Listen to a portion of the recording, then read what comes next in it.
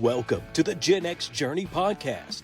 Dive into all things important to Gen Xers, from advice on aging parents, expert interviews, product reviews, and heartfelt conversations. So put down the joystick, grab your Walkman, dust off your old yearbooks, and welcome to the Gen X Journey. Hey everybody, welcome back to the Gen X Journey podcast. This is Steve, and I'm back with Noel and Keith. We're going to do a special Thanksgiving edition of our podcast. We reached out to some of our listeners and asked for different recipe ideas. And boy, did our listeners deliver, right, guys? Absolutely. Yeah. We had some good ones. I mean, unique ideas. I can't wait for this. Some stuff I've never heard of. Me too. Can't wait to share it. All three of us really received numerous ideas, some stuff that's a little crazy, and some of it just sounds really, really good. I like the ones that I found because they're all over the country and they're kind of relative to the location of the country they live in. It's pretty cool. Yeah, very cool, very cool. So yeah, definitely a lot of regional cuisine shared. So Keith, you want to kick us off with your first example? Yeah. So a first example comes from Michelle in Dayton, Ohio. So thank you for submitting this interesting idea. I've never heard of this before, and now I want to try it. Have y'all ever heard of stuffing waffles? I haven't, but it makes sense. This is it's like one of those things where I like both those words, but I've never had them together. Like right, I like stuffing, I like waffles, but yes. So yeah, basically it's leftover stuffing pressed in the waffle iron, served with turkey gravy on top. And I've heard of also people shredding turkey inside or some other cranberry sauce or something and making it like a press where you have the waffle iron covered on both sides. And when they close it, it presses the stuff inside it. So anyway, she says Gen X kids think it's wild, but they eat every bite. So this is a pretty interesting one. So stuffing waffles, that's a new one in my book. So Nolan, what did you get? It was pretty cool.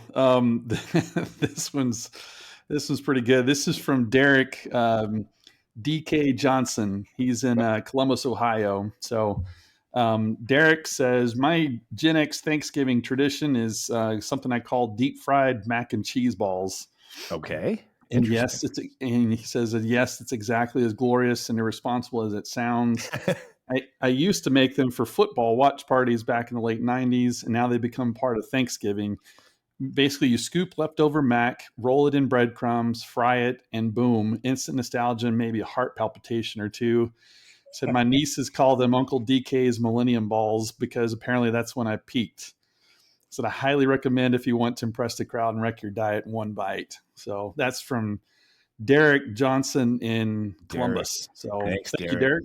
Thanks for sending that. That sounds pretty incredible. I could guarantee you had my son at mac and cheese. So that would be a good one. Definitely something that would be, I'd be willing to try it. Let's put it that way. Oh yeah, absolutely.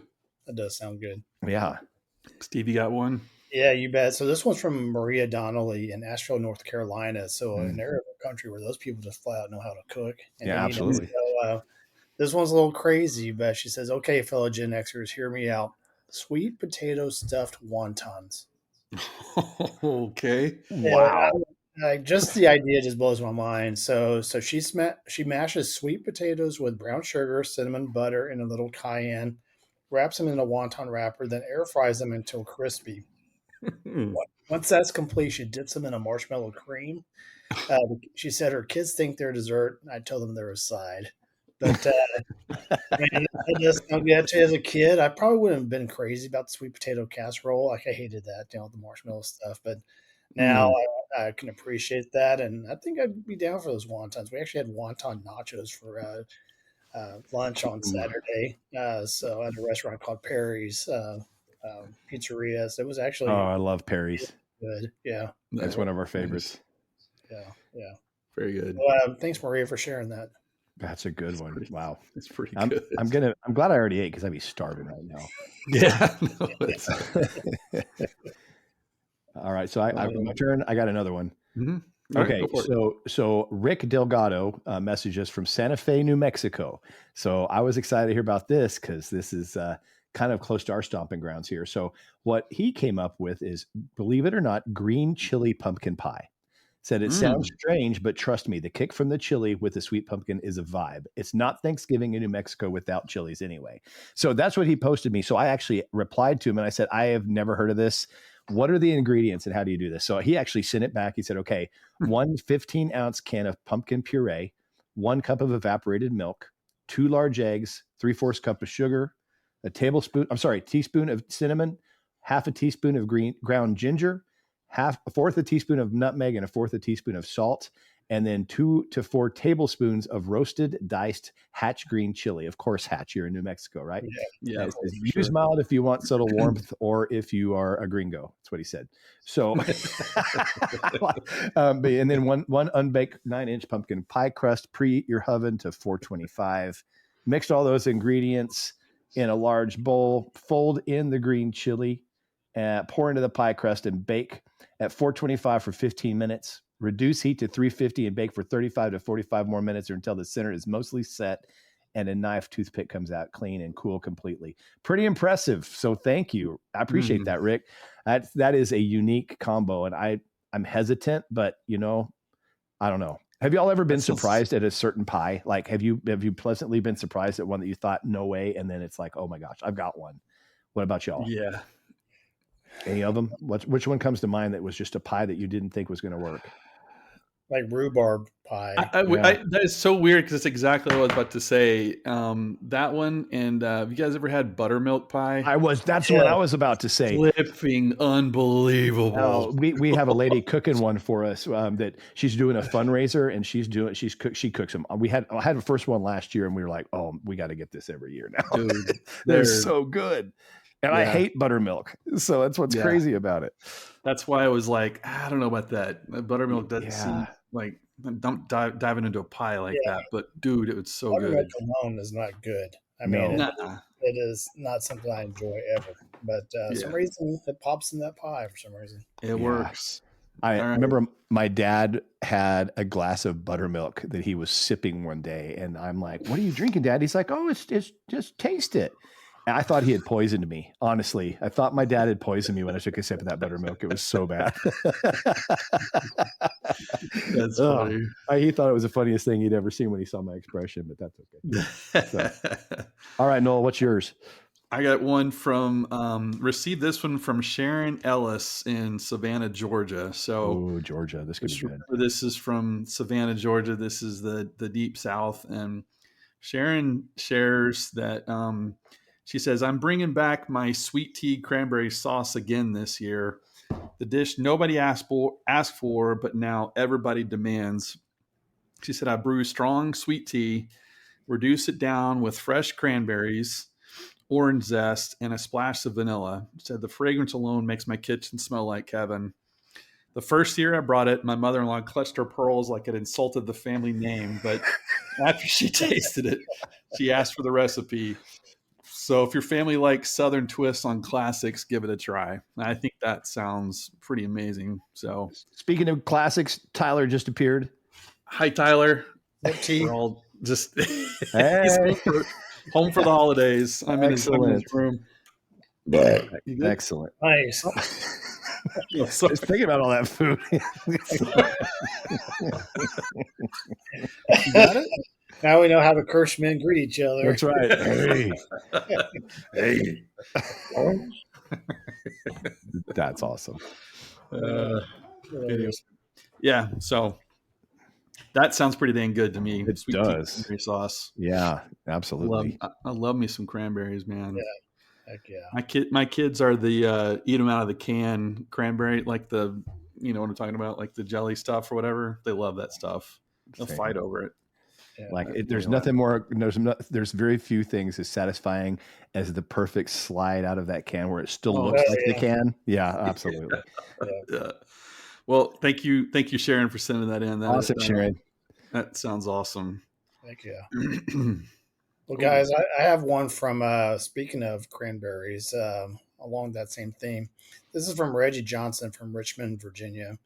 And he's sharing his cranberry jalapeno salsa, which to me, I'm going to try this. This just sounds good.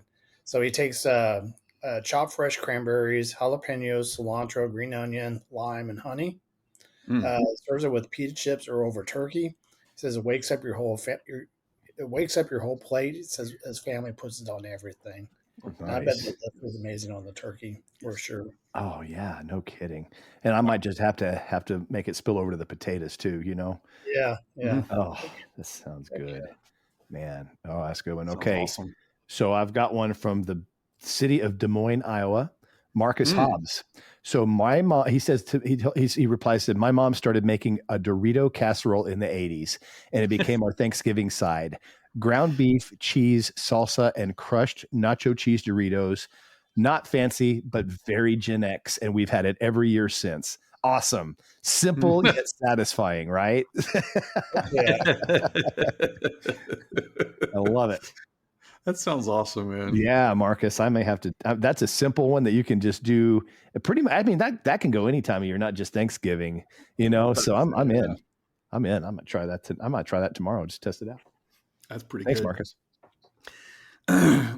I should have included this one after the pie discussion because I had another pie. This one's from You never Mike. have too much pie. No, you can never have too much pie. Mike Patterson from Boise, Idaho. So Nice, Boise. Anyway, Mike Patterson from Boise, Idaho. Way to go, Idaho. He says, I know this sounds odd, but hear me out. Smoked pumpkin pie. He said, I tried it as a joke when I first got my Traeger, and now it's become my signature dish. You make a normal pumpkin pie, but bake it low and slow on the smoker so it picks up this warm, subtle wood flavor. He said, my brother says it tastes like autumn had a campfire romance. My dad just says, make two. If you've got a smoker and a willingness to mess with tradition, give it a shot. It's a total vibe. So Awesome. That sounds. Yeah, I've never tried that before. I've smoked, like I've smoked some like cheese and stuff like that on my smoker and everything, but I don't think I've ever smoked a pie before. But thank you, Mike, for sending that. That is a heck of an idea. Something to give it a shot for sure. Correct in us understanding that you're smoking some ribs as we speak, right? So nice. Yes, I sure am. So yeah, that sounds good. Good stuff right there. Yeah, I've smoked. I've done that. Meat Church has a really awesome smoked queso. I don't know if you all have ever tried that, but man, it's good. Look at that. Meat Church. Look at that. How good a timing is that? So anyway, it's so weird. I know, man. That's so weird, right? It's like we talk about Meat Church, and it's like right there. It's right there. It's right there. So weird. So yeah, it's pretty cool. We should read these like the people that would sit them in. This is. We should have. I don't even know how to do in Iowa though, but that's okay. Idaho. What kind of accent speaking of Iowa, though, I do have another recipe here from Troy Wallace from Cedar Rapids, Iowa. Oh man! And this is also along the same theme of smoking your meats. So Troy shares that my family asks for this every year: grilled turkey legs with blackberry bourbon glaze. Blackberry bourbon glaze? Yeah, that sounds amazing. Ooh. Yeah, no.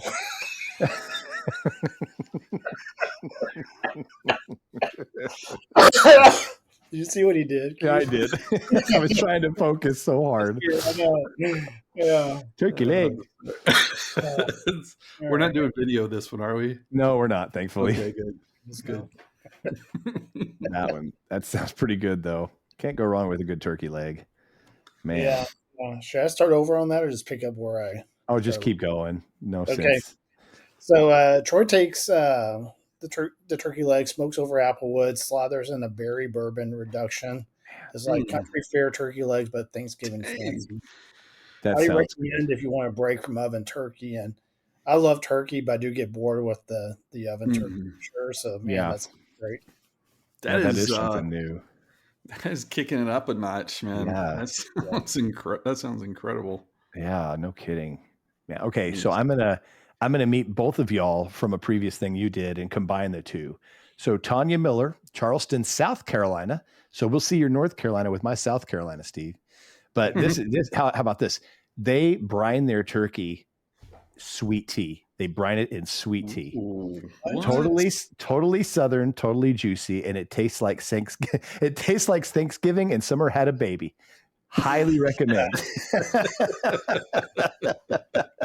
So yeah, That's brine pretty your good. turkey in sweet tea. How about? I'd never heard of that. I haven't But either. That's a yeah. hard no for me because I just don't like sweet tea. Oh, you don't? Really?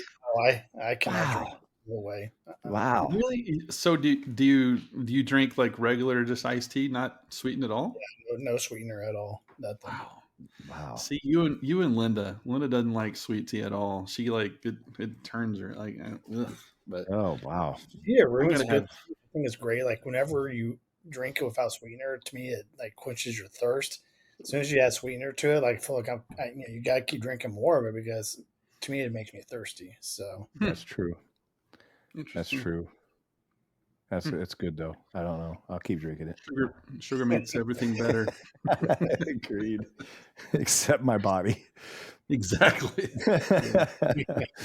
Totally. Do you guys have any more? I have one more, but well, you got one more? Anybody more around the robin? Yeah, I've got one. I think I've got two more actually. yeah. Well, no, one more. I've got one more. Okay. What's that? Who you got? This one is actually from a little bit closer to Steve and I, at least, from Plano, Texas. This is from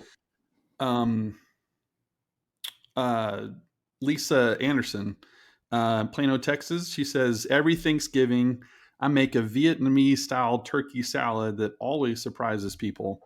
It's shredded turkey tossed with shredded cabbage, carrots, mint, cilantro, lime juice, fish sauce, crushed peanuts, and crispy shallots. Wow. It's super bright, super fresh, and honestly the perfect balance for all the carb-heavy comfort food the rest of my family insist on. So I started making it because my mom always serves something fresh and crunchy at holidays, and now my teenagers request it every year. If you need something lighter on the table or just want to look fancy on Instagram, this is a crowd pleaser. So I could see that. Everything is so heavy on that plate, and then, or you have just a gratuitous tossed salad or Caesar salad. And I get so bored with that. Like that's a hard skip for me because my plate has priorities, So this might be a good blend of the two. Still have something good, but something unique that's a little healthier. I like this idea. Yeah. Vietnamese style turkey salad. That's pretty good stuff. Sounds good. That does sound awesome. good. And we may have to post some of these recipes in our Facebook page. Yeah. So it'd be kind of good because I wouldn't mind trying a couple of these. I need to remember them. Yep. Exactly. Steve, you got any more? Yeah, I do have one from Shannon Liu in Burbank, California. And this one's an interesting one. I'll be curious to see what y'all thought. She says, This is grandma stuffing. I make a ramen noodle stuffing bake. Yes, you read that right. Crumbled ramen, sans seasoning packets, mixed with sauteed veggies, broth, soy, and toasted sesame oil. She says it's crispy on top, soft in the middle.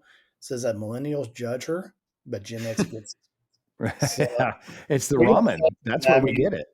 Yeah. I mean, of course, I loved ramen as a college kid, and every now and then I'll still have ramen. But is that something I would give a try? I can literally feel my sodium levels going up talking about this. Totally interesting. I don't think I'd give that one a try, though. I think. Yeah. What about you, Noel? Are you in for that? Or I'm not no problem starting that. Like trying that out. I would give it a shot for sure. Why not? I'm game to try anything new. And that's a college budget one right there. Yeah. 100%. So tell Tyler about that one. Okay, I have one more. Kara Jensen from Eugene, Oregon. So this is interesting that this is coming from Oregon. I didn't realize that they had this stuff up there. Cranberry jalapeno salsa. So this is an appetizer. So it's cranberry jalapeno salsa served over cream cheese with crackers. They said it's the one thing, the appetizer that everyone asks for now. Super bright, sweet, and spicy. And her favorite part, absolutely no cooking. You can just mix it and serve it. So if you're looking for an easy appetizer that's easy to whip up, you know what? I'm going to give it a try. This jalapeno thing, I couldn't imagine that being an Oregon thing, but I was kind of surprised by that. But pretty cool. Yeah, it seems like a Texas thing, or I guess they have jalapenos up in Oregon too. Apparently so. I'll tell you, I'm not a huge cream cheese fan, so I would definitely add more cranberry. So, do y'all like cream cheese? I love it. Mm-hmm. Yeah. I've learned that you either love or hate cream cheese. Nobody in my life has ever said it's okay, you know? Yeah. So to me, I'm like, Ashley, my daughter and I, we can literally taste if there's cream cheese in it. We look at each other like there's cream cheese in this. We know it. And they're like, you can't taste it. You can't hide it from us. We know it's in here. You know, it's kind of fun. So Linda's that way with cilantro. Like if there's even a shred of cilantro, or if they even if they just wave cilantro over the dish and didn't actually put any in it, she'll know. Like she's like, I taste cilantro. Oh man. Robin's the same way. She thinks cilantro tastes like soap. Yeah. Okay. That's Linda. Interesting. That's Linda. Funny. She's the same way. I don't get that. So funny. I don't either. I like cilantro. Yeah. That's interesting. My last recipe is from Nora Gill, also from Boise, Idaho. Isn't that our second Boise, Idaho? Yeah. Wow. That's weird. I guess we're big in Boise. We're big in the Idaho area, yeah. I mean, they're snowed in by now, so what else you can do but listen to Right, podcasts. exactly. Glad to help y'all kill time, but this one's an interesting one. It's just for I don't want to cook all day crew, stuffed acorn squash nachos. Ooh. That sounds good. So you roast the squash halves, fill with black beans, turkey chorizo, cheese, corn, and chipotle crema. And it says basically Thanksgiving meets tailgate food. It does not sound bad. I think that sounds that sounds really good. That sounds really good. I like that. That sounds awesome. If you had to pick one of these, which one would you pick to try? Oh, I like the smoked pumpkin pie. I got to be honest. I think that one sounds pretty awesome. I like smoking stuff, so I would try that out and see what that tastes like. That one was pretty good to me too. Yep. What about on your list, Steve? Which one would you? Well, definitely the blueberry bourbon turkey legs. Oh man, that sounds good. I would definitely do that. I'm sorry, blackberry bourbon turkey legs, and then also I'm very intrigued for some reason by that cranberry jalapeno salsa. Yeah, that doesn't sound bad, does it? Yeah. Oh, I always like the fresh jalapeno. The fresh cranberry sauce. So just a toss jalapenos in there sounds amazing. Yeah, it does. Yeah. You know, I have to admit that I really want to try. I'm just going to be crazy, but I want to try that green chili pumpkin pie. That just sounds so strange to me. But again, it's one of those where if you don't know, you don't know. And so I might try it. You know, sweet and a little spicy. It's all right. It sounds good. So may as well give it a shot. So, and we'd like to hear from our listeners. What is your favorite unique concoction? We'd love to hear those in the comments on our podcast. Get on our Facebook page or Instagram pages. We'll be posting some of these recipes for y'all. We'd love to hear some of your unique recipes and love to kind of try some of those over the holiday season. Because some of these, they're Thanksgiving-y, but I think some of these can go into Christmas time too. So I think we can definitely keep this party going throughout the holidays. So yes, sounds good. This was a great idea, y'all. I like this one. Yeah, this was. Thanks to all of our listeners. That was a lot of participation. Like we just sent out the call for like, hey, send us anything that you guys and I guess we have a lot of listeners that eat a lot and we're happy to share some of their unique recipes and stuff with us. And I like it that we got a wide variety of people too, from the East Coast up north and in Plano. I mean, we kind of got them all over the place. So it was really, really cool. I really enjoyed seeing how they integrated, because every part of the country has something different that they do. And it's fun to see how they integrate their own special thing into their desserts. Really cool. Like the chilies down in New Mexico and stuff. It kind of that kind of spills over to where I live, so that's why I guess that's intriguing to me. Because I walk into our store and there's a big rolling basket with those Hatch green chilies going. So I smell that going in. I'm like, oh man, that smells good. So you're gonna have to try it. Very cool. Very cool. Well, everybody have a happy Thanksgiving, and oh my gosh, this is crazy how quick this year is gone.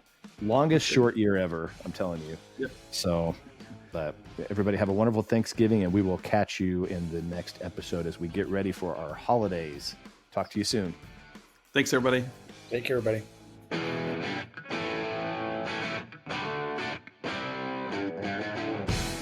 The views, thoughts, and opinions expressed in the Gen X Journey podcast belong solely to the hosts and guests and do not necessarily represent the views or opinions of any entity they are associated with.